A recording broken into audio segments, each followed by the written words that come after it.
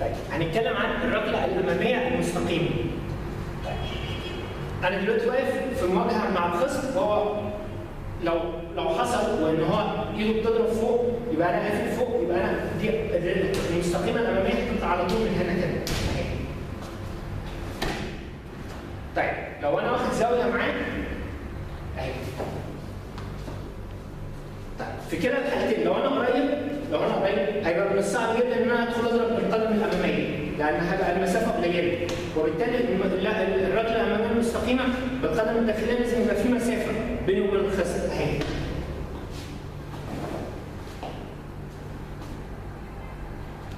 طيب لو تحت سيان كانت القدم الاماميه او الداخليه يبقى انا بتعامل بالايد اللي فوق واضرب تحت اهي.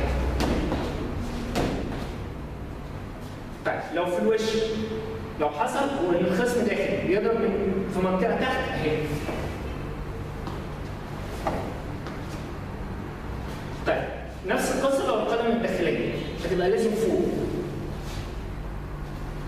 كله لازم يطلع من الخط اللي في النص عشان اقدر ان انا ادخل في اخترق الخصم من المنتصف.